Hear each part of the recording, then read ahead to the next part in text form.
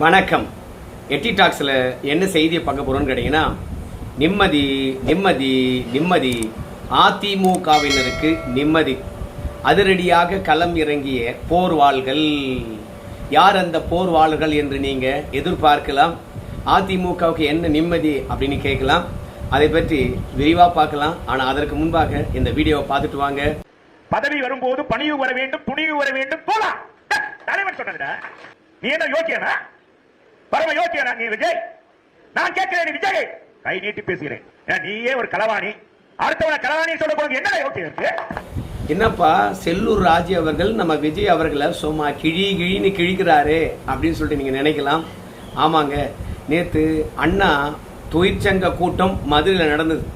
அதில் செல்லூர் ராஜு அவர்கள் பேசுகின்ற போதுதான் விஜய் யாரு, எப்படி அரசியலுக்கு வந்தாரு, எப்படி அதிமுக ஆட்சியில் இருக்கின்ற போது ஒவ்வொரு அமைச்சர் வீட்லையும் காத்துக்கிட்டு இருந்தாரு அப்படின்ற விஷயத்தை எல்லாம் புட்டு வச்சாரு.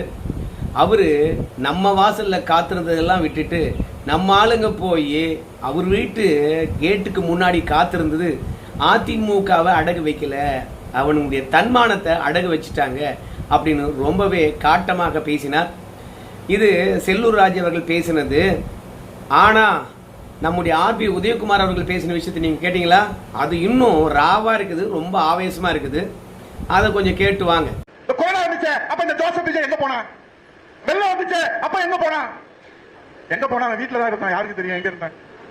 எங்கேயாவது சனி ஞாயிறு லீவ் போற முதலமைச்சர் நீங்க பாத்துருக்கீங்களா? 6 மணிக்கு போக மேல போனா ஆண்டவனே நம்ம முதலமைச்சர் வெளியே கூட்டு வர முடியாது. நல்லா தெரிஞ்சுக்கங்க. கொடுத்த வாக்குறுதி என்னடா ஆச்சுன்னா பேய் மொழி முழிக்கிறான் உட்காந்துட்டு சட்டசபை. யாராவது கேள்வி கேட்டா இன்று போய் நாளை வாங்குறான். ஸ்டாலின் அவர்களே விளம்பர வெளிச்சத்தில் நீங்கள் ஆட்சி நடத்தி கொண்டிருக்கிறீர்கள். அந்த விளம்பர வெளிச்சம் நின்று போனால் நீங்கள் வீட்டுக்குள் உட்காரணும் அப்படின்னு சொன்னோம். நாங்க கொஞ்சம் நாகரிகமா சொன்னோம். அது இப்ப இருக்கிற ஜோசப் விஜய் நல்லா சொல்றேன். 5 நிமிஷத்துக்கு குளத்தூர்ல பேசுறதுக்கே முதலமைச்சர் கொத்து பரோட்டா போட்டாருன்றான். இப்ப இருக்கிற இந்த தள்ளல சொல்றான் கொத்து பரோட்டா போட்டாங்கன்றான். ஓடு ஓடு ஓடு ஓடுனா ஒண்ணு ஓடுன்றான். யார் ஓடுனா கரூரை யார் சுடுகாடால? நம்ம புரட்சி தமிழ் எடப்பாடியா இருக்காரு, அவர் ஒரு கரடியின் வடிவம். அந்த பையனை அப்பயே சட்டசபையில வச்சு முடிச்சிருக்கலாம். இவரு அவருக்கு வக்காலத்து வாங்கி அவருக்காக பேசி அவருக்காக சொல்லி அவன் வந்து நம்மள சொல்றான் தூந்து போன சக்தி என்று.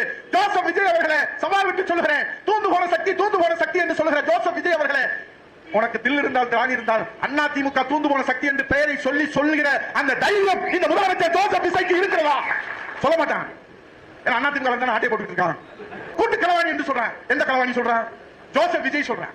இன்கம் டாக்ஸ் கட்டல என்ன அவனுக்கு களவாணி பட்டம் கொடுத்திருக்கு மத்திய அரசு. இன்னைக்கு எம்எல்ஏக்களை கலந்து போறான், களவாணிட்டு போறான்னு நாங்க சொல்லல, நம்ம கூட சொல்லல, எல்லா கட்சியிலும் சொல்றான்.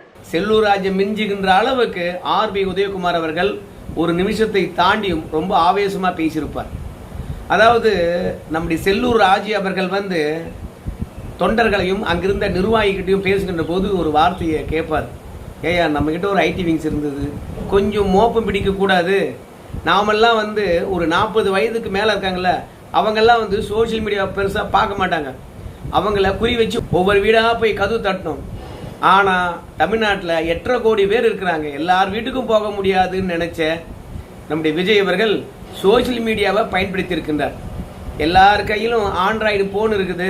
அதன் மூலமாக நம்ம போய் சேர்ந்துலாம் சொல்லிட்டு ஜெகதீஷ் பழனிசாமியை வச்சு தனக்கு ஒண்ணுமே தெரியாது, தன்கிட்ட கவர்ச்சியும் கிடையாது, ஆனா எல்லாம் இருக்கிற மாதிரி ஆளை வச்சு பிஆர்ஓ வேலை பார்த்துருக்காங்க.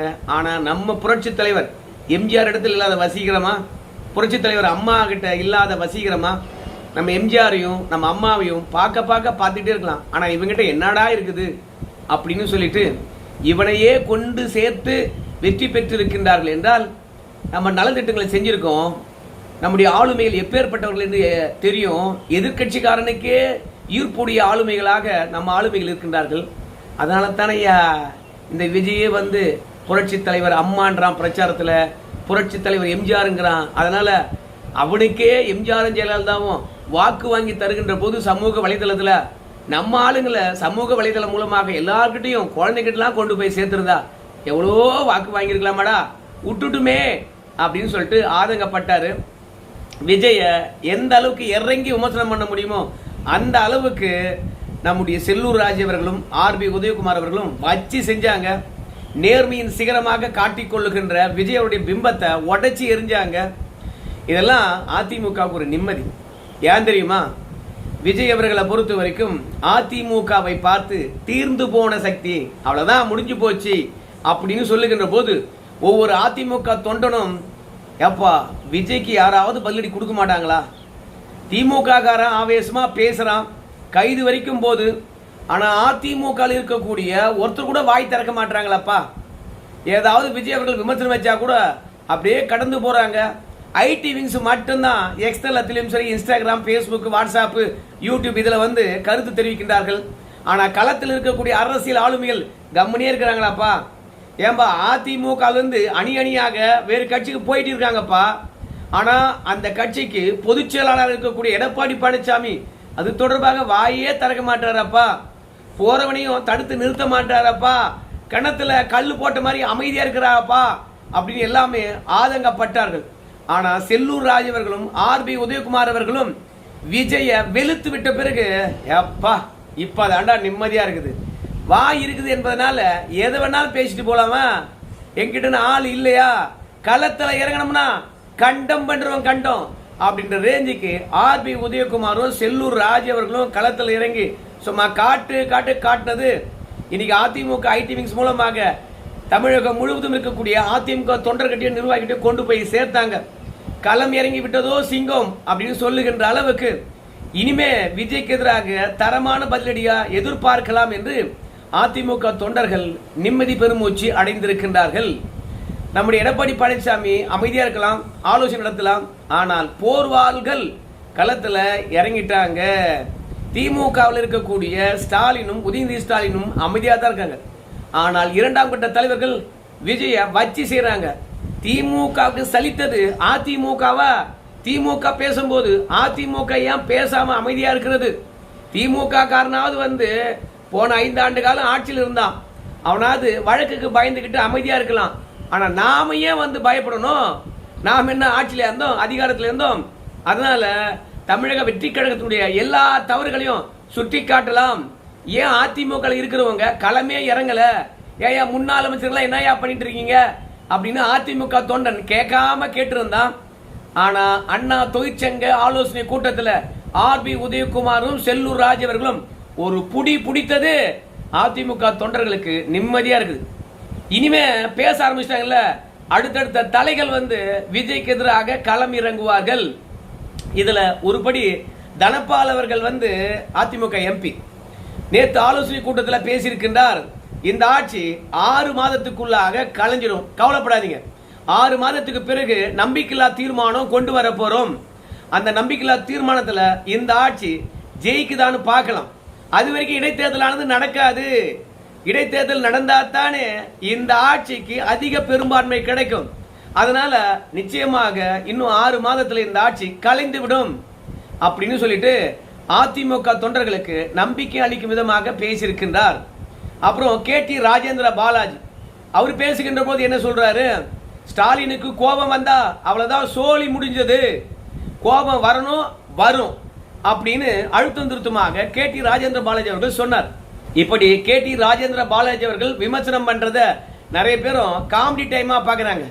ஆனால் அது காமெடி டைம் அல்ல, களத்தில் இருக்கின்ற உண்மையை தான் எடுத்து காட்டியிருக்கின்றார். எதை வச்சு சொல்ற அப்படின்னு சொல்லிட்டு கேட்பீங்க. நேத்து கீதா ஜீவன் அவர்கள் ஆலோசனை கூட்டத்தில் சில விஷயங்களை உழைத்து பேசியிருக்கின்றார்கள். கட்டக்கால வச்சுக்கிட்டு கண்டபடி விமர்சனம் பண்றாரு விஜய். ஆட்சி மாற்றம் விரைவில் வருது. அதற்கு பிறகு விஜய் பேசின ஒவ்வொரு வார்த்தைக்கும் பதிலடி கொடுக்க போறோம் அப்படின்னு கீதா ஜீவன் அவர்கள் சொல்றாரு. என்னையா கட்டக்காலு அப்படின்னு சொல்லும் போது தெளிவாவே சொல்றாங்க கீதா ஜீவன் அவர்கள், நம்ம கிட்ட இருந்த கூட்டணி கட்சிகள் தான் அவங்க கிட்ட போய் ஆதரவளித்திருக்கின்றார்கள். நாம இன்னும் நெருக்கமாக கூட்டணி கட்சிகளை அழைக்கல, அவங்க கிட்ட அழைத்து பேசல. இன்னைக்கு தவேக அரசாங்கத்துக்கு ஆதரவா இருக்கக்கூடிய கூட்டணி கட்சிகள் அத்தனையும் மன புழுக்கத்தில் தான் இருக்காங்க. யாரு? பே சண்முகமா இருக்கலாம், வீரபாண்டியனா இருக்கலாம், விடுதலை சிறுத்தை கட்சியா இருக்கலாம், ஐயுஎம்எல் இருக்கலாம், எல்லாமே மன புழுக்கத்தில் தான் இருக்கிறாங்க. காங்கிரஸை தவிர அங்க யாரும் கன்வீனியன்ட்டா இல்ல. அழைத்தால் இங்க வந்துருவாங்க. உண்மைதானா அப்படின்னு கேட்கும்போது இன்னைக்கு வீரபாண்டியன் அவர்கள் வந்து ஒரு பேட்டி அளித்திருக்கின்றார். அந்த பேட்டியில் அவர் என்ன சொல்றாருன்னு கேட்டீங்கன்னா, நாம உள்ளாட்சி தேர்தலில் தனித்து தான் நிக்க போறோம், நமக்கு தமிழ்நாடு முழுவதும் கட்டமைப்பு இருக்கிறது அப்படின்னு வீரபாண்டியன் அவர்கள் தெரிவித்திருக்கின்றார். ஒரு கூட்டணியில போய் சேர்ந்திருக்காங்க. கட்சிக்கு ஆதரவு அளித்திருக்கிறாங்க. ஆனால் உள்ளாட்சி தேர்தலில் தனித்து போட்டியிட போறோம் என்று இந்திய கம்யூனிஸ்ட் கட்சியானது முடிவெடுத்திருக்கிறது. அவரு தனித்து போட்டியிடுவது மட்டும் பேசல, அடுத்து வருகின்ற இடைத்தேர்தலில் யாருக்கு ஆதரவளிப்போம் அப்படின்னு சொல்லுகின்ற பொழுது அது தேர்தல் அறிவிக்கட்டும், அப்ப பாத்துக்கலாம். ஆனா தமிழ்நாட்டில் அநியாயத்துக்கு குதிரை பேரம் நடக்குது. இத ஆளுநரும் பார்த்துட்டு சும்மா இருக்கிறாரு அப்படின்னு சொல்லாம சொல்றாரு மு வீரபாண்டியன் அவர்கள். குதிரை பேரம் நடக்குதா அப்படின்னு கேட்டீங்கன்னா, ஏங்க இந்த விஜய் ஆட்சியில குதிரை பேரம் நல்லா நடக்குதுங்க. குதிரை பேரம் நடக்குது என்பதற்கு நீயும் சாட்சி நானும் சாட்சி. ஏன் அணியணியா எம்எல்ஏக்கள் போறாங்க தெரியலையா? குதிரை பேரம் நடந்தது அப்படின்றதுனால தானே ஏகப்பட்ட பேரை கைது பண்றாங்க. ஏன் ஆளுங்கட்சி செஞ்சாதான் குதிரை பேரமா, எதிர்கட்சி செஞ்சா குதிரை பேரம் கிடையாதா? மொத்தத்துல பெரும்பான்மை இல்லாத காரணத்தால குதிரை பேரம் நடக்குதியா அப்படின்றத மு வீரபாண்டியன் அவர்கள் அழுத்தம் திருத்தமா சொல்றார். இதன் மூலமாக ஆளுநர் சொன்னது உங்களுக்கு ஞாபகத்துக்கு வரணும். ஆளுநர் அவர்கள் என்ன சொன்னாரு? இப்போ விஜய் அவர்களை ஆட்சி அமைக்க அனுமதிக்கின்றோம், பெரும்பான்மை இல்லை, கூட்டணி கட்சிகள் ஆதரவு தருகின்றன, இருந்தாலும் ஆட்சி அமைக்க நாம அனுமதி தருகின்றோம். ஏன் தரன்னு கேட்டீங்கன்னா, தமிழ்நாட்டில் குதிரை பேரமானது தலை தூக்கி விடக்கூடாது. எதிர்கட்சியும் ஆளுங்கட்சியும் போட்டி போட்டு மற்ற கட்சி எம்எல்ஏக்களை விலைக்கு வாங்கக்கூடாது. தவறான கலாச்சாரம், இந்திய அரசியல் சட்டத்தை கேவலப்படுத்துற மாதிரி ஆயிடும். குதிரை பேரத்தை தடுப்பதற்கே நாங்க ஆட்சி அமைக்க அனுமதிக்கிறோம் சொன்னார். இப்போ ஆளுங்கட்சியோ எதிர்கட்சியோ எல்லாருமே குதிரை பேரத்தில் ஈடுபட்டிருக்காங்க சொல்லிட்டு மு வீரபாண்டியன் அவர்கள் இந்திய கம்யூனிஸ்ட் கட்சியினுடைய மாநில பொதுச்செயலாளர் தெளிவாக சொல்லி இருக்கின்றார். ஏற்கனவே RS பாரதி அவர்கள் அதிமுக சார்பில், அதோட பாஜக சார்பில், டாக்டர் கிருஷ்ணசாமி சார்பில் மனு கொடுத்திருக்கின்றார்கள். இப்ப ஆளுநரை பொறுத்த வரைக்கும் முதலமைச்சர் விஜய் அவர்களை கூப்பிட்டு என்னப்பா நடக்குது, குதிரை பேரம் நடக்குதுன்னு சொல்லிட்டு எல்லாரும் புகார் அளிக்கின்றார்களே என்று கருத்து கேட்பார்கள். சரியான விளக்கம் அளிக்க வேண்டும். சரியான விளக்கம் அளிக்கவில்லை என்றால் உடனடியாக டெல்லிக்கு ரிப்போர்ட் போவோம். டெல்லியானது ஆட்சியை கலைக்கலாமா இல்ல சிபிஐ விசாரணைக்கு உத்தரவிடலாமா அப்படின்னு முடிவெடுப்பாங்க. சிபிஐக்கு விசாரணைக்கு உத்தரவிட்டால் உண்மையா சொல்ல போனோம்னா ஆட்சி கட்டில ஏறி இருக்கக்கூடிய புதிய அரசுக்கு அது ஒரு பெரிய தலைவலியாக நெருக்கடியாக இருக்கும். சிபிஐ ஆனது ஆமா குதிரை பேரம் நடந்திருக்கிறது, இன்னைக்கு ஆளுங்கட்சியை பொறுத்த வரைக்கும் எதிர்கட்சி தான் ஏன் குதிரை பேரம் நடத்துது அப்படின்னு ஒரு பொய்யான கட்டமைப்பை கட்டமைக்கிறாங்களா இல்ல உண்மையா குதிரை பேரம் தான் எதிர்கட்சிகள் செய்யுதா அப்படின்றது சிபிஐ விசாரணையில தெளிவாயிடும். ஆளுங்கட்சி குதிரை பேரத்தில் ஈடுபட்டு இருந்தால் அவங்களும் மாட்டுவாங்க, அதற்கு பிறகு ஆட்சியே இருக்காது. மொத்தத்துல அதிமுக சுணக்கமா இருந்தது. யாராவது களமிறங்கி 4 காட்ட மாட்டாங்களா விஜய, நிம்மதியா இருக்குமே அப்படின்னு நினைச்சவங்களுக்கு அதிமுகவில் இருக்கக்கூடிய 2ஆம் கட்ட தலைவர்கள் போர்வாளாக களத்துல இறங்கி செம காட்டினாங்க. நேற்று முழுவதும் பிரேக்கிங் நியூஸ் தான். இனி தொடர்ந்து தவேகாக்கு எதிராக தர்மடி கொடுப்பாங்க அப்படின்னு அதிமுக தொண்டர்கள் நினைக்கின்றார்கள். இந்த மாதிரி ஆரம்பத்திலேயே அதிமுக பேசியிருந்தாங்கன்னா எவனும் வெளியே போயிருக்கவே மாட்டானாடா அப்படின்னு அதிமுகவினர் ஃபீல் பண்றாங்க.